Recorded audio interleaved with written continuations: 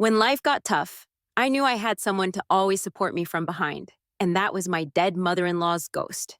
Yeah, you heard that right. The day I married Marcus felt like stepping into a dream. Not because of the man I was marrying. I loved him, sure, but Marcus had his quirks. It was the wedding itself that felt surreal. The flowers, the lights, the crystal chandeliers. It was like something out of a magazine. I stood there in my white gown, smiling until my cheeks ached, surrounded by a sea of faces I didn't really know. Everyone whispered about how lucky I was. She's marrying into the Daniels family. Marcus's mother is a legend. What does she see in him? That last one made me laugh to myself. Marcus was handsome, charming, and had this easy confidence that could make you believe he'd hung the moon. But he wasn't perfect. He was complicated. Marcus basked in the attention, grinning as people congratulated him. He loved being the center of it all, soaking up every bit of admiration like it was his birthright. Meanwhile, I caught sight of his mother, Sophia, standing off to the side, her sharp eyes scanning the room like she was sizing everyone up. Sophia wasn't the type to get lost in a crowd. She didn't need to, even standing quietly in the corner. She radiated power. She was a small woman, but her presence was enormous. She looked elegant in her tailored suit, her silver hair pulled back in a sleek bun. There wasn't a single wrinkle out of place, not a single movement that wasn't deliberate. I had heard stories about Sophia Daniels long before I met her. She was the woman who built one of the world's largest tech corporations from the ground up.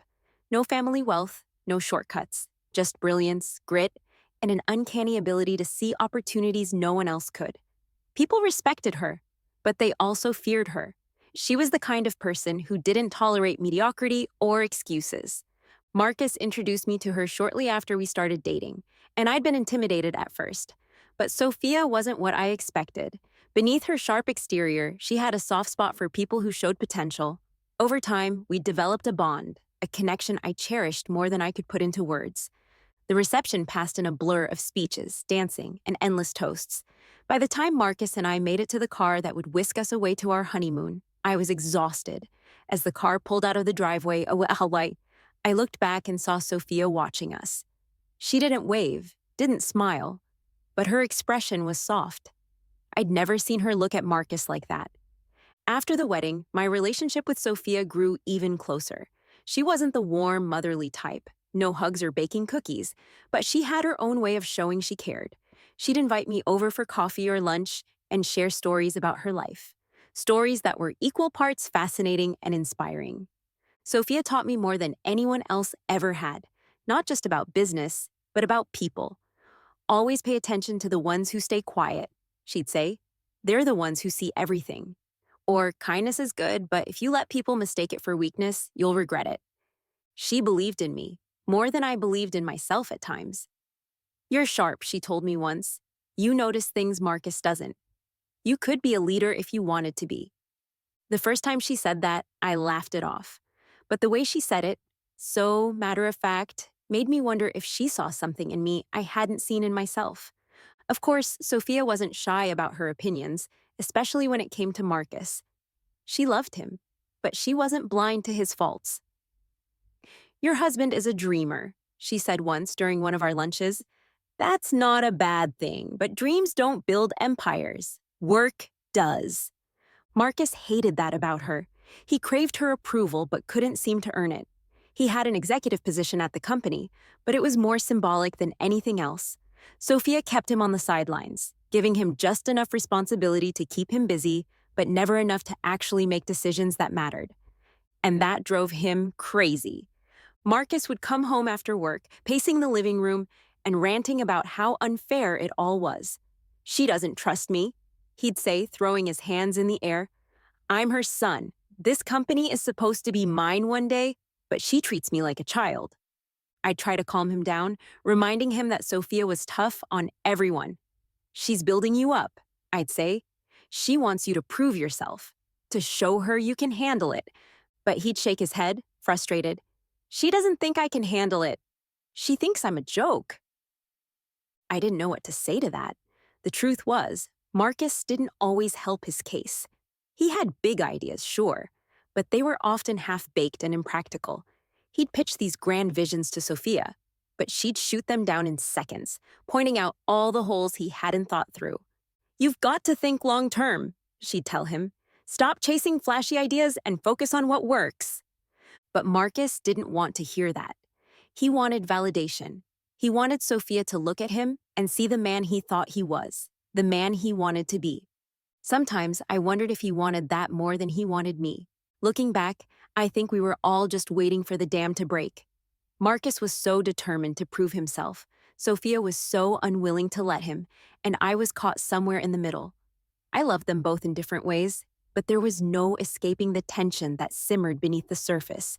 I didn't know it then, but our little triangle was about to fall apart.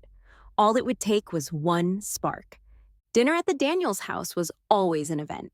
The dining room table could seat 12, but it was usually just the three of us, Sophia at the head, Marcus and me on either side. The meals were exquisite, prepared by a chef who plated every dish like it was art.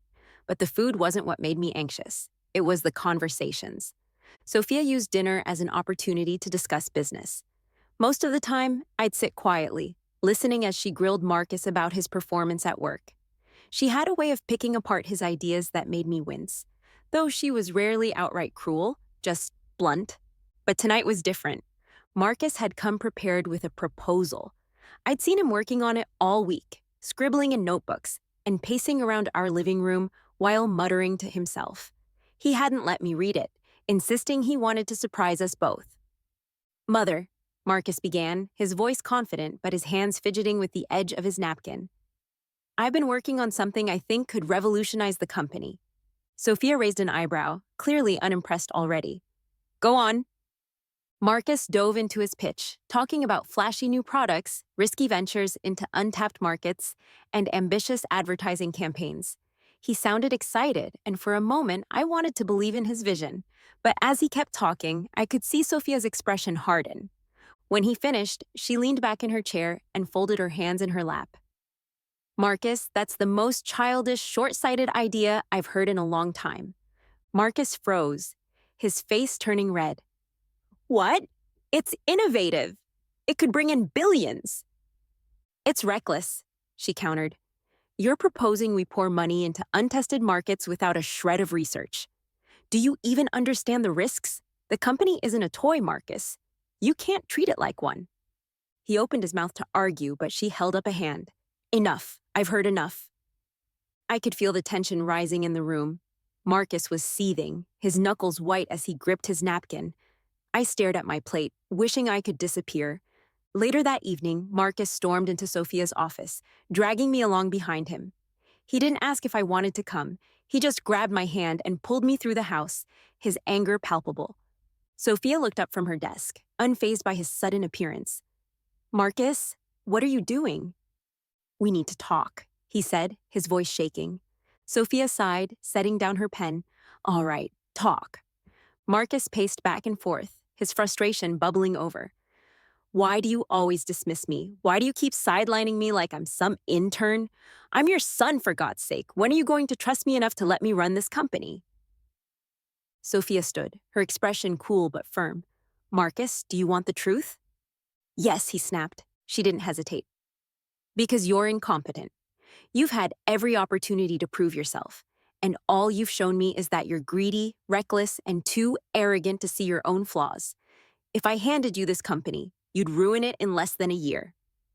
Her words hung in the air like a slap. Marcus stared at her, stunned. "You can't be serious." "I am," she said. "This company is my life's work. I won't let you destroy it because you feel entitled to something you haven't earned." He turned to me then, his eyes desperate. "Sarah, you can't agree with this. You've seen how hard I work. You know I'm capable." I froze. He was asking me to pick a side, and I didn't want to. But deep down, I knew what I had to say. "Marcus," I began carefully, "I love you, and I know you want what's best for the company, but I think Sophia's right." His face fell, and my heart broke a little as I kept going. "You have great ideas, but sometimes they're not realistic. Maybe if you took more time to develop them, to focus on the details." "You're taking her side," he interrupted, his voice rising. "I'm not taking sides," I said quickly. Yes, you are, he shouted. You're supposed to believe in me, Sarah. You're my wife. I do believe in you, I said, trying to keep my voice steady. But I also believe in Sophia. She knows what she's doing. He stared at me like I'd just stabbed him in the chest. Then he turned to Sophia, his face twisted with rage. This is your fault, he spat. You've turned her against me. Sophia didn't flinch. Sarah can think for herself. If you're upset she doesn't agree with you, maybe you should take a look in the mirror. Marcus turned back to me, his eyes blazing. You're just like her, a villain, both of you. The word hit me harder than I expected. Villain. It echoed in my mind, stinging like a fresh wound. Marcus stormed out of the room, slamming the door behind him. Sophia sighed, rubbing her temples. He'll get over it, she said, but I wasn't so sure. I stood there for a long time after she left, staring at the door Marcus had slammed shut. Part of me wanted to chase after him, to make him understand why I couldn't take his side. But another part of me, the part Sophia believed in, knew I'd made the right choice. And that part was growing stronger every day. The call came in the middle of the night. I was groggy, barely able to register the words coming through the phone. Sophia, accident, hospital. By the time we arrived, it was too late. Sophia was gone. The details didn't seem real, a car crash on the highway, some reckless driver who ran a red light. The kind of senseless tragedy you think only happens to other people. But there it was, the strongest woman I had ever known, gone in an instant. I sat in the hospital waiting room, numb and silent. Marcus was there too, pacing back and forth. But he wasn't crying, not even a tear. His face was grim, sure, but there was something else there, something I couldn't quite place. When we got home later that morning, Marcus went straight to his study. I thought maybe he was grieving in his own way, but as the days passed, I realized he wasn't grieving at all. Less than 48 hours after Sophia's funeral, Marcus started making calls. She would have wanted me to step up, he told me as he poured himself a drink, his tone far too casual for someone talking about his late mother. This is my chance to prove myself. I didn't say anything, but something about the way he said it made my stomach turn. The next week was a whirlwind. Marcus held meetings with the board, promising them a new era for the company. He replaced key executives, people who had been loyal to Sophia, with younger, less experienced staff who were eager to please him. He brushed off warnings from the remaining senior leaders, insisting that his ideas would revitalize the company. His first big move was launching a flashy new product line, a rush job that Sophia had rejected months ago because it wasn't ready. Marcus ignored her reasons and poured millions into marketing, pushing it to launch within weeks. I watched it all unfold like a train wreck in slow motion.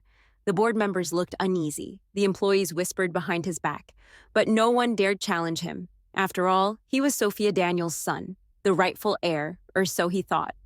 At first, I tried to support him. I wanted to believe he could rise to the occasion, that he could prove Sophia wrong. But the more I watched, the clearer it became that he wasn't ready. He wasn't even trying to lead the company responsibly. Whenever I brought it up, he brushed me off. You don't understand business, Sarah, he'd say.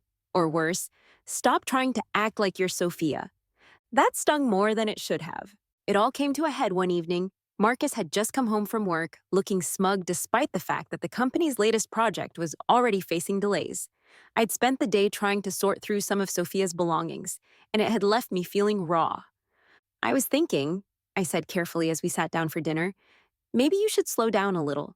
Focus on stabilizing the company before launching anything else.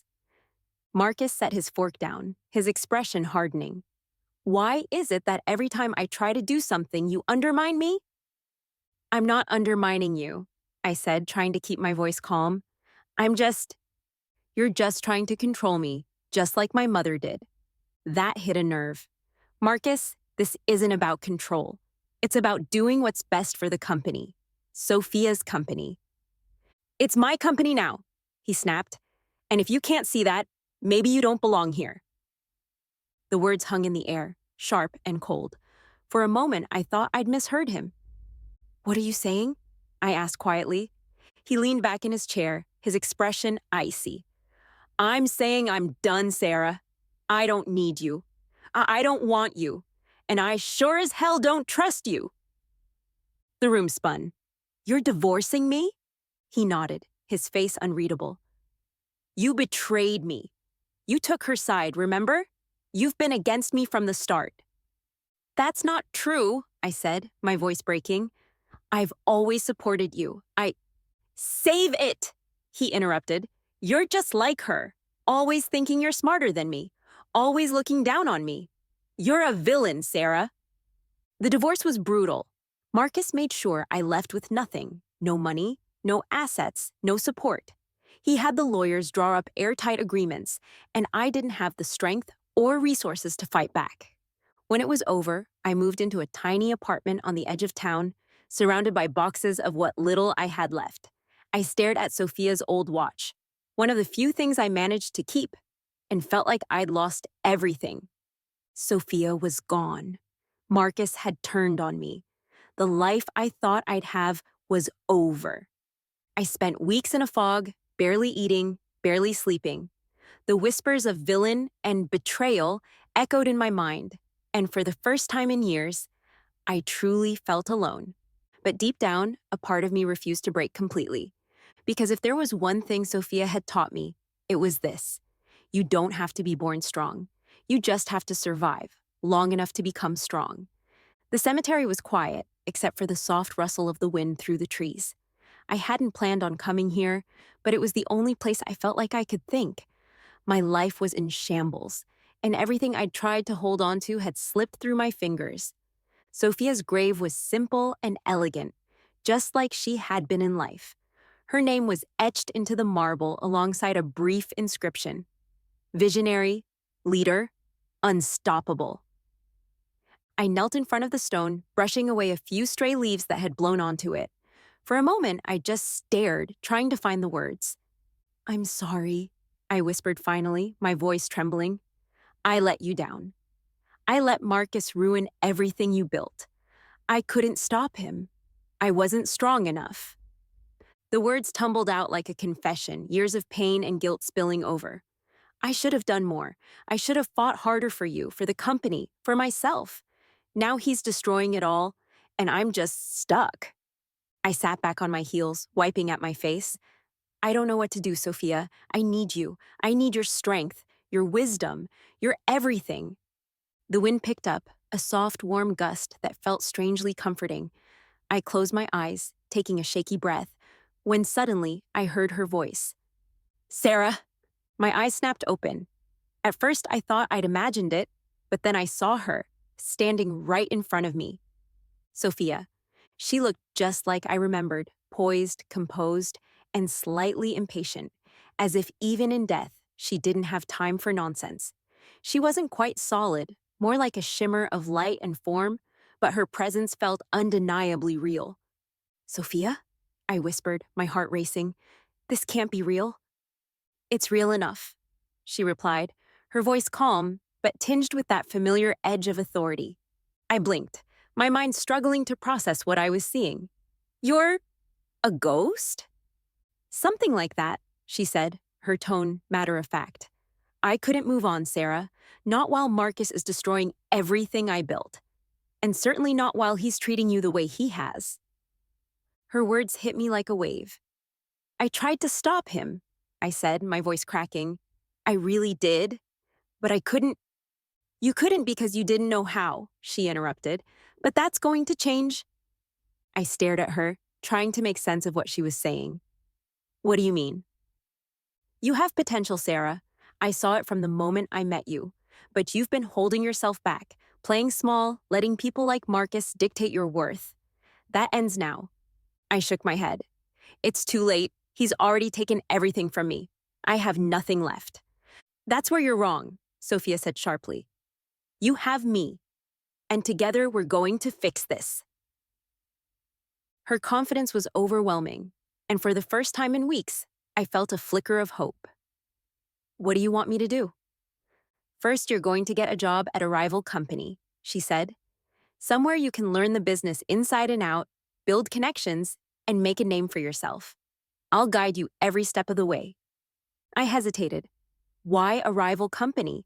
Wouldn't that just make things worse? No, she said firmly. It's the perfect position. You'll gain experience and resources while keeping an eye on what Marcus is doing. And when the time comes, you'll be ready to take back what's yours. Her plan sounded bold, maybe even impossible, but there was a fire in her voice, a certainty that made me believe it could work. With Sophia's guidance, I applied for a position at one of Marcus's competitors, a company she had once respected for their innovation and leadership. The interview was grueling, but Sophia whispered advice in my ear, reminding me to stay confident, to emphasize my strengths, and to outshine every other candidate. By the time I walked out of the building, I felt more like the old Sarah, the one Sophia had believed in. They'll call, Sophia said as we waited outside. How do you know? I asked, still nervous. Because you're the best candidate they've ever seen, she replied. She was right. The next day, I got the offer. The job wasn't glamorous. I started as a mid-level manager, but it was a start. Sophia insisted I focus on learning as much as I could, not just about the company, but about the industry as a whole. Pay attention to the details, she said one night as I pored over quarterly reports in my tiny apartment. That's where most people slip up. If you can master the small things, the big things will fall into place. It wasn't easy. The work was demanding, and there were nights I wanted to give up. But Sophia kept pushing me. She reminded me that every step forward was a step closer to reclaiming what was mine. As the months passed, I started to see the changes in myself. I became sharper, more confident, more decisive. My colleagues began to notice too, and before long, I was being invited to meetings with senior executives, asked to contribute to major projects, and even sought out for advice. Sophia was always there, offering guidance and encouragement, but she didn't sugarcoat things either. If I made a mistake, she pointed it out. If I hesitated, she pushed me harder. You're not here to blend in, she said one night. You're here to stand out. And I did. By the end of my first year, I had been promoted twice, earning the respect of my peers and the attention of industry leaders. For the first time since the divorce, I felt like I was in control of my life again.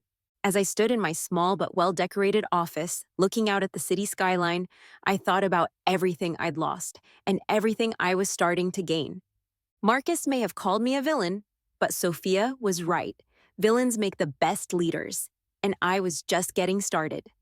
The Sarah who walked into that office on her first day, nervous but determined, wasn't the same Sarah who stood at the top years later. That Sarah was gone. She didn't disappear all at once, though. It happened piece by piece, day by day, as I worked my way up the corporate ladder with Sophia's guidance, transforming into someone I barely recognized, but finally respected. At first, my position at the rival company felt overwhelming. I was constantly juggling tasks, attending endless meetings, and struggling to find my footing in a new environment. But Sophia, as always, was there. You need to start with the fundamentals, she'd say, her voice crisp and focused. Learn every part of this company, every role, every process, every weakness. Knowledge is power, Sarah, and you'll need it if you want to rise. I listened. I absorbed everything. I stayed late to study reports and budgets, observed how senior executives ran their departments, and figured out how to make myself indispensable. I started volunteering for the projects no one else wanted, knowing they were the ones that could prove my worth. It wasn't long before my efforts started paying off. My first promotion came within 6 months, and after that, the climb became addictive. With every new role, every bigger office, I could feel myself growing, sharper, more confident, more in control. Of course, the corporate world wasn't without its challenges. There were colleagues who underestimated me, who saw me as just another ambitious woman trying to prove herself. But I didn't let them intimidate me. Sophia's voice echoed in my mind whenever I faced resistance. Kindness is optional, Sarah. Respect is not. And so I demanded respect. I became known for my intelligence and, yes, my ruthlessness. I didn't shy away from tough decisions, and I never let fear guide me. While I was climbing the corporate ranks, Sophia pushed me to think beyond the office. If you want real power, Sarah, you need independence. Never rely on a paycheck, no matter how big it is. Build your wealth, control your future. Sophia taught me how to read the stock market the same way she'd once read people, identifying trends, predicting behavior, and spotting opportunities others missed. It wasn't just about picking stocks, it was about understanding the bigger picture. I started small, investing cautiously in industries I knew, following Sophia's advice to the letter. At first, it felt like a gamble, but as I began to see returns, I realized it wasn't luck. It was strategy. As my confidence grew, so did my portfolio. I diversified, branching into real estate investments, flipping properties, and reinvesting the profits. Within a few years, I'd built a level of financial independence that felt surreal. The irony wasn't lost on me. Marcus had left me with nothing, but now I had more wealth and security than he could have ever imagined. As I built my career and my fortune, I began to reinvent myself in other ways too. The insecure, hesitant woman who used to linger in Marcus's shadow no longer existed. Sophia pushed me to adopt a persona that reflected my growth. You need to look the part, Sarah, she told me. People judge competence by appearances, whether it's fair or not. Use that to your advantage. So, I did. I replaced my modest wardrobe with tailored power suits, sleek dresses, and heels that made me feel unstoppable. I cut my hair into a sharp bob, polished my speech, and learned how to command a room with a single glance. But the transformation wasn't just physical. Emotionally, I became harder, more resilient. I stopped second-guessing myself, stopped caring about pleasing everyone around me. The only approval I needed was my own, and maybe Sophia's. People started to notice. Executives who once ignored me now sought out my advice. Competitors whispered about me in boardrooms, calling me calculating and formidable. I wasn't just an employee anymore, I was a force. Through it all, Sophia remained my constant guide. Even as a ghost, her presence felt more real than anyone else's. I knew you had it in you, she said one evening as I reviewed a contract for a major acquisition. Her tone was softer than usual, almost proud. I looked up from the papers, catching her faint, shimmering outline in the corner of my office. I wouldn't be here without you, I said honestly. She shook her head. I didn't make you who you are, Sarah. I just reminded you of what you already had. Hearing those words from her meant more than I could express. Sophia wasn't one to hand out compliments lightly. If she said it, she meant it.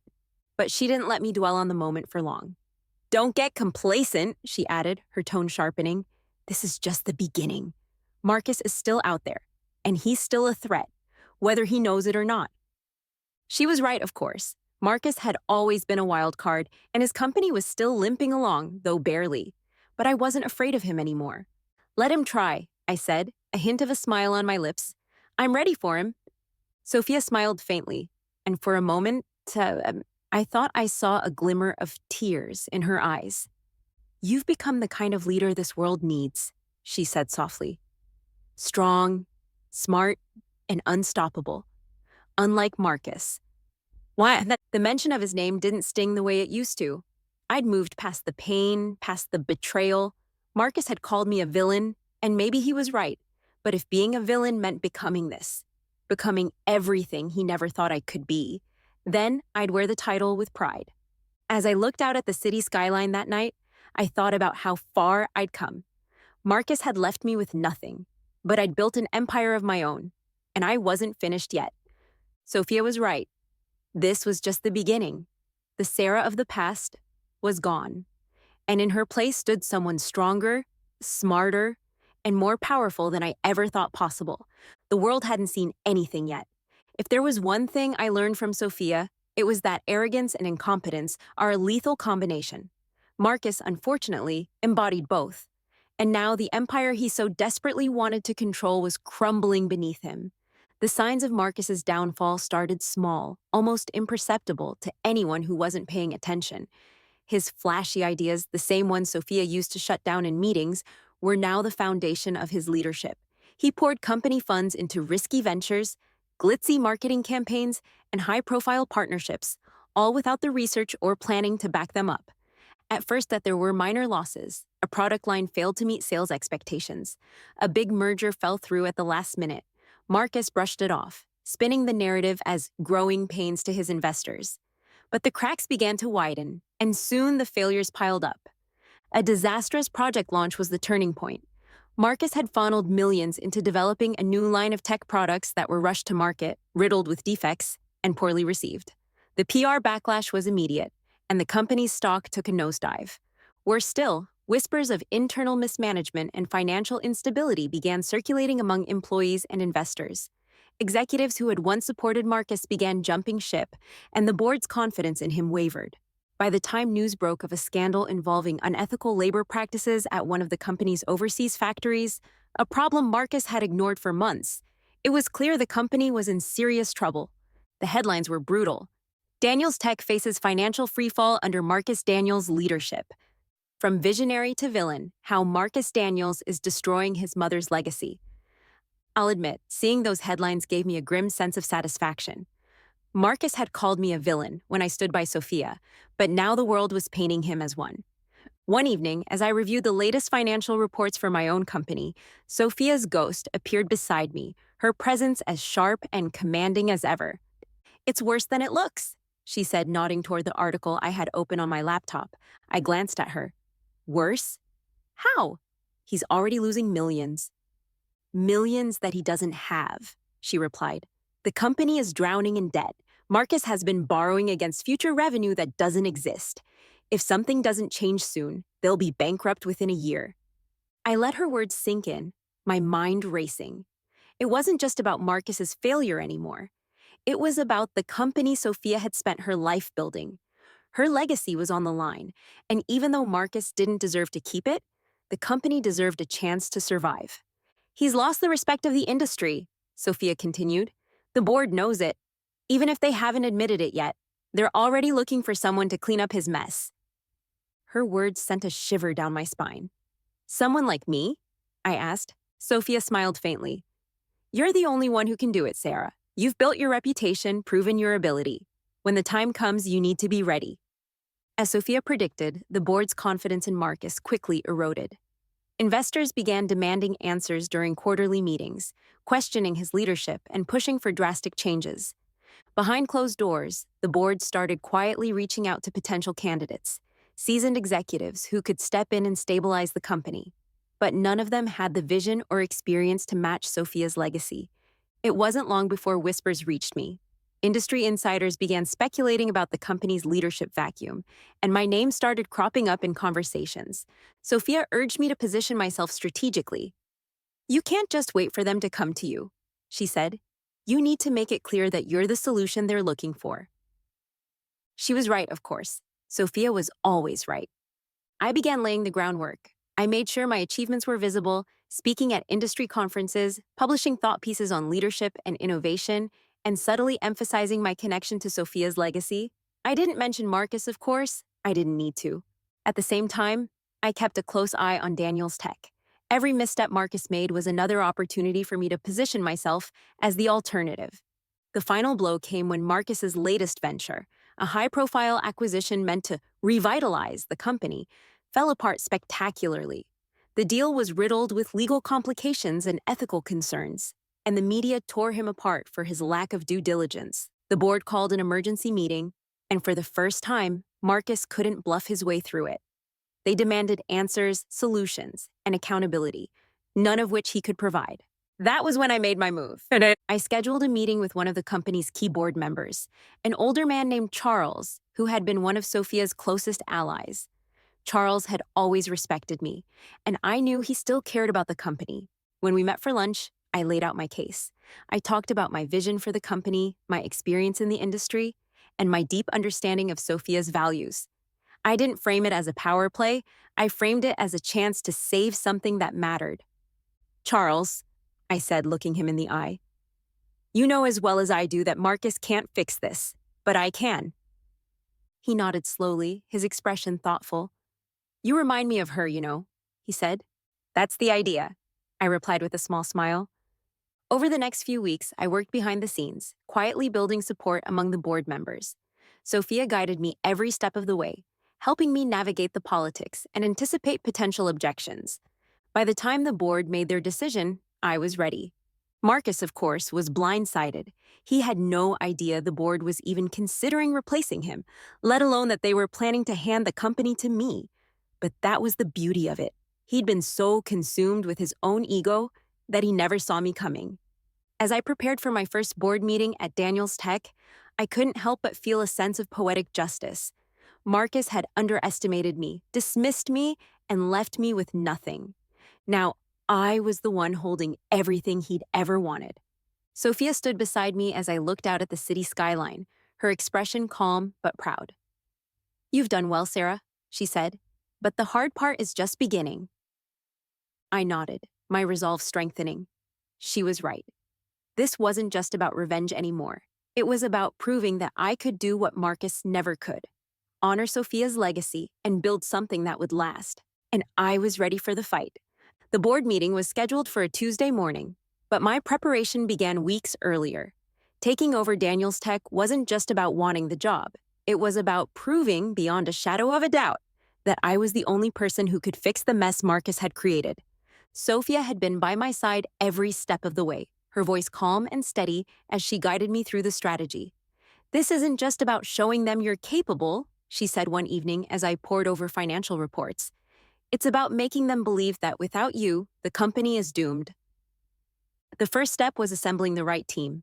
With Sophia's advice, I reached out to some of the top minds in the industry: analysts, strategists, and executives with impeccable track records. These were people who understood what Daniel's Tech needed and shared my vision for its future. Sophia had always emphasized the importance of preparation, and I took that lesson to heart. My pitch wasn't just a presentation, it was a masterclass in problem solving. On the day of the meeting, I walked into the boardroom wearing a sharp black suit, my hair styled neatly, and my confidence dialed to 10. Marcus was already there, seated at the head of the table, his arms crossed and his jaw clenched. The tension in the room was palpable as I took my place at the opposite end of the table. "Thank you for giving me the opportunity to speak today," I began, my voice steady and calm. "What I'm about to share isn't just a proposal, it's a roadmap for saving Daniel's Tech." Over the next hour, I walked them through my vision. I addressed the company's weaknesses head-on, presenting detailed plans for reducing debt, streamlining operations, and repairing its damaged reputation. I showed them how Marcus's reckless decisions had brought the company to the brink and how my strategy could pull it back. "Daniel's Tech doesn't need flashy products or risky ventures," I said, meeting each board member's eyes. "It needs stability, it needs leadership, and it needs a return to the values that Sophia Daniels built this company on." I ended the presentation with a clear plan for the first 90 days of my leadership, a series of decisive actions that would set the company on a new path. The room was silent for a moment after I finished, and I could feel Marcus's glare burning into me. Then Charles, the senior board member, leaned forward. "This is impressive," he said. Another board member nodded. "You've clearly put a lot of thought into this." "More thought than Marcus ever has," someone else muttered under their breath. Marcus shot out of his chair. "This is ridiculous," he barked. "You can't seriously be considering this. She doesn't know the first thing about running a company like this." I stayed calm, keeping my focus on the board. "With all due respect, Marcus, the numbers speak for themselves. The decisions you've made have brought this company to the edge of bankruptcy. The only way forward is with new leadership." Marcus's face turned red. "This is my company," he shouted. "I'm the Daniels here." Charles raised a hand, cutting him off. "This isn't about names, Marcus. It's about results. And right now, your results are killing us." Marcus looked like he wanted to argue, but the board wasn't interested. They'd seen enough. The vote was quick and unanimous. "As of today," Charles announced, "Sarah Reed will assume the role of CEO of Daniel's Tech." Marcus exploded, slamming his fists on the table. "You can't do this! She's nothing! She's just—" "Enough," Charles said firmly. "This is done, Marcus. Pack your things." Marcus stormed out of the room, slamming the door so hard that the glass rattled. I stayed seated, letting the moment wash over me. I had done it. Sophia's voice echoed softly in my mind. "Well done, Sarah." Walking into Daniel's Tech as CEO was surreal. The last time I had been in this building, I was Marcus's wife, sitting quietly in meetings and trying not to draw attention to myself. Now I was the one people looked to for answers. The office that once belonged to Sophia was exactly as she'd left it, sleek, minimalist, and filled with an air of authority. I stepped inside, taking in the massive desk, the floor-to-ceiling windows, and the framed photographs on the wall. My eyes lingered on one photo in particular, a picture of Sophia standing in front of the company's first building, a determined smile on her face. Feels different, doesn't it? Sophia's voice came from behind me. I turned to see her ghostly figure leaning casually against the wall, her arms crossed. Everything about this feels different, I admitted. Sophia smiled. It should. This isn't just about fixing what Marcus broke. It's about making it better than ever. This is your company now, Sarah. Make it your own. Her words filled me with a sense of purpose. This wasn't just about revenge anymore. It wasn't even about proving Marcus wrong.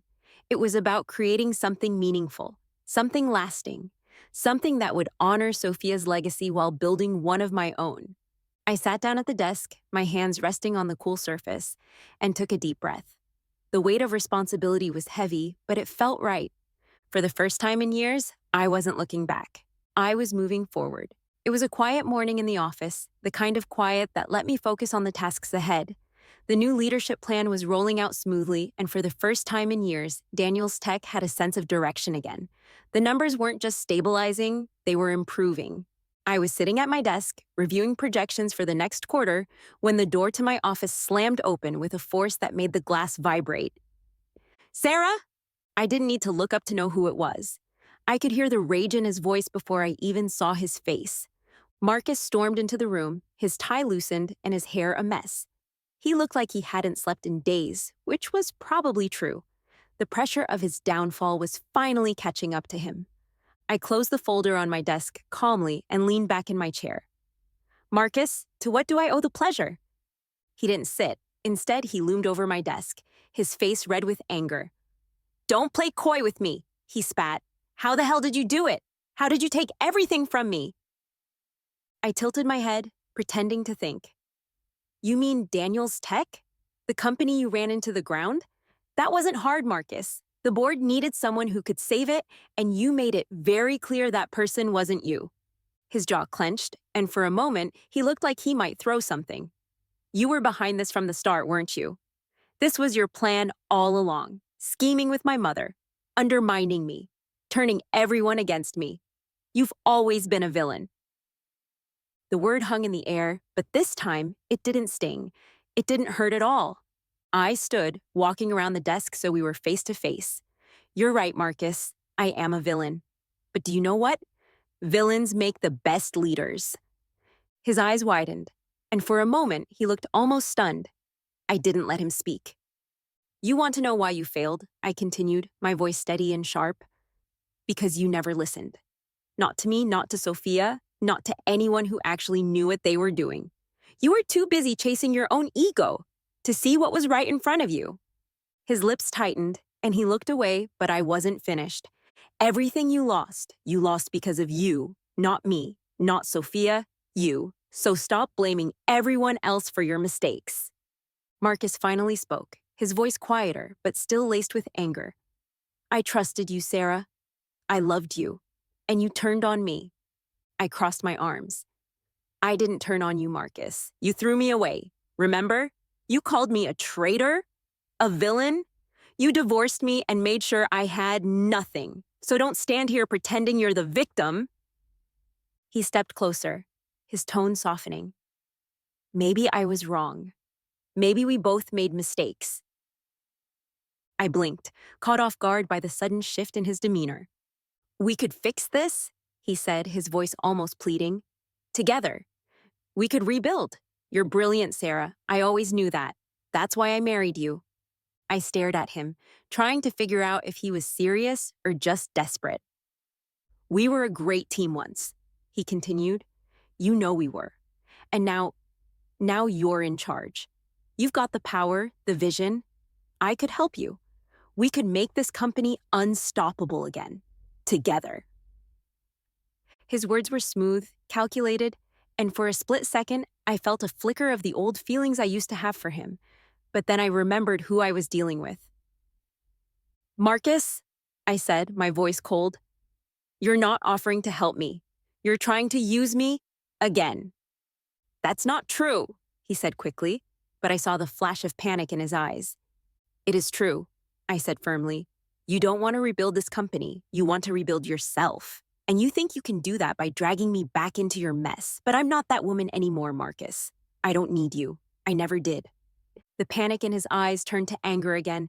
You're making a mistake, he said, his voice low and threatening. If you push me out completely, I'll fight back. You'll what? I interrupted, stepping closer. Throw another tantrum? Blame me for your failures again? Go ahead, Marcus. Try, but I'm not scared of you anymore. He stared at me, his mouth opening and closing like he wanted to say something, but couldn't find the words. You need to leave, I said, pointing to the door. You don't belong here anymore. You never did. For a moment, I thought he might argue, but then he turned and walked toward the door. Just before he left, he paused, looking back at me one last time. This isn't over, Sarah, he said quietly. I met his gaze, unflinching. Yes, Marcus, it is. He walked out, and I watched the door close behind him. As the room fell silent, I felt an overwhelming sense of relief. Marcus was out of my life, out of the company, and out of my way. Sophia's ghost appeared beside me, her expression calm but proud. You handled that well, she said. I turned to her, smiling faintly. Thanks. I think I finally understand what you meant when you said strength doesn't come from power. It comes from surviving. She nodded. You've done more than survive, Sarah. You've thrived. And now you're unstoppable. I looked out the window, the city skyline stretching out before me. For years, I had been defined by what Marcus did to me, how he hurt me, how he left me. But now I was defined by what I'd built, by the leader I'd become. I had taken back everything he tried to steal from me, and I'd done it on my terms. Villains make the best leaders, I whispered to myself, a small smile tugging at my lips, and I wasn't finished yet.